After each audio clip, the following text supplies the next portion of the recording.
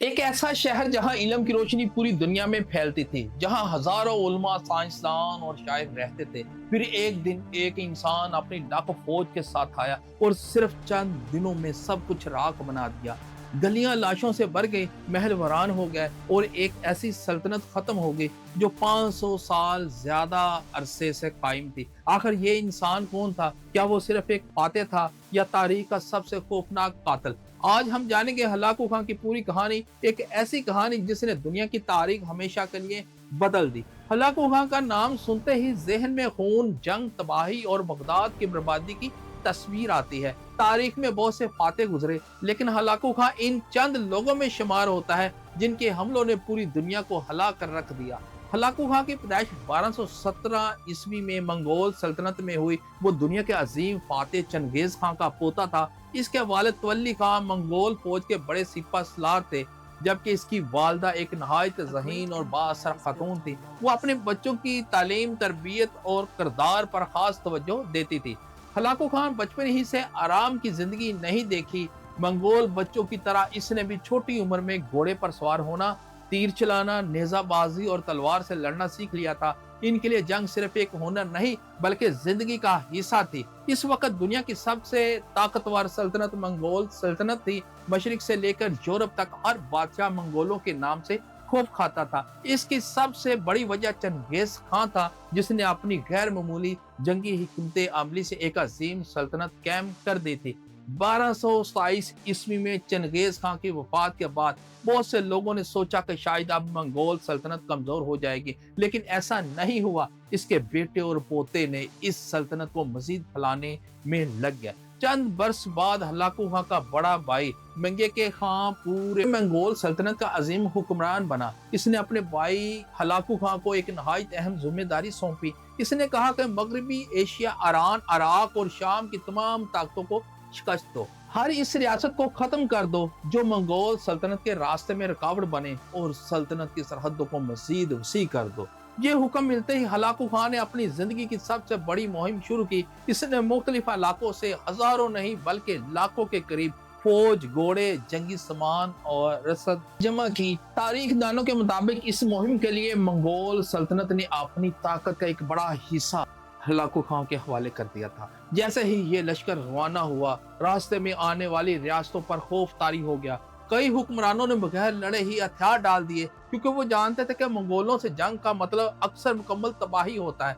लेकिन कुछ रियासतें ऐसी भी थी जिन्होंने हथियार डालने से इनकार कर दिया। इन्हें यकीन था कि इनके मजबूत किले और फौजें मंगोलों को रोक लेंगे। इन्हें यह मालूम नहीं था कि इनकी तरफ से बढ़ने वाला इंसान हलाकू खां था, और इसका अगला निशाना सिर्फ एक शहर नहीं बल्कि पूरी इस्लामी दुनिया का दिल बगदाद था। हलाकू खां को इसके भाई मंगेके खां ने मगरबी एशिया फतह करने का हुक्म दिया, और अब इसकी फौज एक कदम आगे बढ़ रही थी। लेकिन बगदाद तक पहुंचने से पहले इसके रास्ते में एक बड़ी रुकावट मौजूद थी। यह रुकावट थी इस्माइलियों के मजबूत किले। इनमें सबसे मशहूर किला अल मुवाद था, जो एक बुलंद पहाड़ पर वाक़या था। इस किले के बारे में मशहूर था कि इसे फतह करना तकरीबन नामुमकिन है। बरसों तक कई हुक्मरान इसे फतह न कर सके, लेकिन हलाकू खां को सिर्फ ताकत ही नहीं बल्कि मनसूबा बंदी से भी जंग लड़ना आता था। इसने पहले किले को चारों तरफ से घेर लिया, फिर रसद के तमाम रास्ते बंद कर दिए। कई दिनों के मुहासरे के बाद किले वालों के पास हथियार डालने के सिवा कोई रास्ता ना बचा।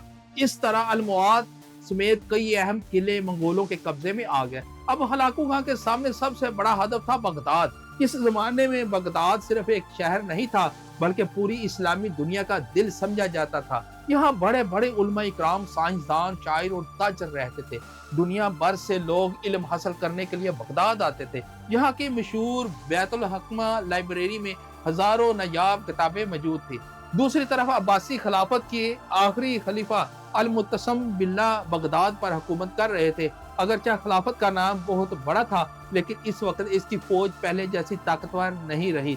हलाकू खान ने खलीफा को पैगाम भेजा कि अगर वो बगैर जंग के अतात कबूल करे तो शहर महफूज रहेगा, लेकिन अगर मुज़ाहमत की गई तो इंजाम बहुत सख्त होगा। खलीफा ने इब्तिदा में इस खतरे को संजीदगी से नहीं लिया। इसे यकीन था कि बगदाद की मजबूत फसलें और इसकी हैसियत इसे बचा लेगी। بعض दरबारियों ने भी यही मशवरा दिया कि मंगोल इतने ताकतवर नहीं कि बगदाद को फतह कर सके। इधर हलाकू खां अपनी पूरी तैयारी के साथ आगे बढ़ता रहा। इसकी फौज में मंगोल सिपाहियों के अलावा मुख्तलिफ कौमों के जंगजू भी शामिल थे। वो जहां से गुजरता वहां के हुक्मरान खौफजदा होकर या तो हथियार डाल देते या फिर जंग के लिए तैयार हो जाते। आखिरकार 1258 ईस्वी में मंगोल फौज बगदाद के करीब पहुंच गई। शहर को चारों तरफ से घेर लिया गया, दरिया के रास्ते बंद कर दिए गए और शहर में खुराक और मदद पहुंचाना तकरीबन नामुमकिन हो गया। चंद दिन तक अब्बासी फौज ने मुजाहमत की, लेकिन मंगोलों की तादाद और इनके जदीद मुहासरे के हथियार और जंगी हिकमत अमली के सामने वो ज्यादा देर न ठहर सके। हर गुजरते दिन के साथ बगदाद की उम्मीद कम होती जा रही थी। शहर के अंदर खौफ फैल चुका था। लोग अपने घरों में दुआएं मांग रहे थे, जबकि शहर की दीवारों के बाहर मंगोल फौज आखिरी हमले की तैयारी कर रही थी। किसी को अंदाजा नहीं था कि अगले चंद दिन तारीख के सबसे अलमनाक वाकयात में शुमार होने वाले हैं और बगदाद एक ऐसी तबाही देखने वाला है जिसे दुनिया सदियों तक याद रखेगी। 1258 ईस्वी में वो लम्हा ही आ गया जिसने तारीख का रुख हमेशा के लिए बदल गया। चंद दिन के मुहासरे के बाद मंगोल फौज ने बगदाद की दीवारें तोड़ दी और शहर में दाखिल हो गई।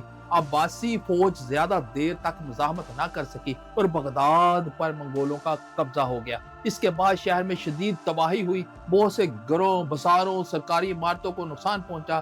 तारीखी रवायात के मुताबिक बेशुमार लोग इस हमले में मारे गए। ताहम मौरखीन इस बात पर मुतफिक नहीं कि हलाक होने वालों की तादाद कितनी थी। बाज़ पुराने ज़राए में लाखों अमवात का जिक्र मिलता है, जबकि कई जदीद मौरखीन इन आदाद को मुबालगा अमेज करार देते हैं। लेकिन इस बात पर इत्तफाक है कि ये हमला अपनी तबाही के लिहाज से तारीख के बड़े सानहात में शुमार होता है। बगदाद की मशहूर बैतुल हिकमा लाइब्रेरी भी इसी तबाही से महफूज न रह सकी। ये वो जगह थी जहाँ साइंस, तिब, रियाजी, फलसफे की हजारों नायाब किताबें मौजूद थी। इनमें से बहुत सा इल्मी सरमाया हमेशा के लिए जाया हो गया, जिसे आज भी इंसानी तारीख का बड़ा नुकसान समझा जाता है। चंद ही दिनों में तकरीबन 500 साल से कायम अब्बासी खिलाफत का खात्मा हो गया।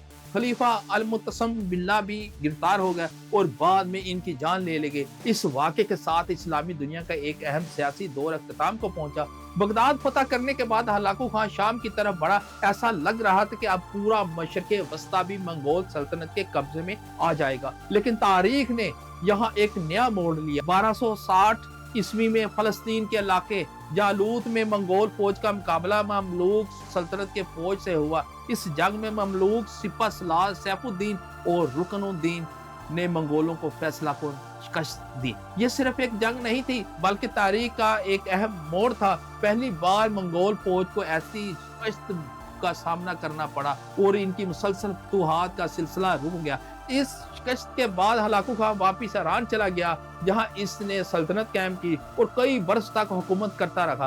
आखिरकार 8 फरवरी 1265 ईस्वी को तकरीबन 48 साल की उम्र में हलाकू खां का इंतकाल हो गया। इसे ईरान के एक इलाके में दफन किया गया, लेकिन इसकी कब्र का दुरुस्त मकाम आज तक यकीनी तौर पर मालूम नहीं हो सका। हलाकू खां की शख्सियत आज भी तारीख का एक मुतनाज़ा बाप है। कुछ लोग इसे एक गैर मामूली फौजी हिकमत अमली रखने वाला फातह करार देते हैं, जबकि बहुत से लोग इसे तारीख के खूनरेजी हुक्मरानों में शुमार करते हैं। लेकिन एक हकीकत से इनकार मुमकिन नहीं कि इसकी फतूहात ने मशरिक़ वस्ता और इस्लामी दुनिया की तारीख पर गहरे असरात छोड़े हैं। बगदाद की तबाही आज भी इस बात की याद दिलाती है कि जंग सिर्फ सल्तनतों को नहीं गिराती, बल्कि इल्म, तहजीब और इंसानी जिंदगियों को भी नाकाबिले तलाफी नुकसान पहुंचाते हैं। शायद यही तारीख का सबसे बड़ा सबक है कि ताकत हमेशा कायम नहीं रहती, मगर इसके फैसलों के असरात सदियों तक बाकी रहते हैं। नाज़रीन इकराम, आपको ये तारीखी डॉक्यूमेंट्री पसंद आई तो वीडियो को लाइक, सब्सक्राइब और कमेंट जरूर कीजिएगा। मिलते हैं नेक्स्ट तारीखी डॉक्यूमेंट्री के साथ। अल्लाह हाफ़िज़।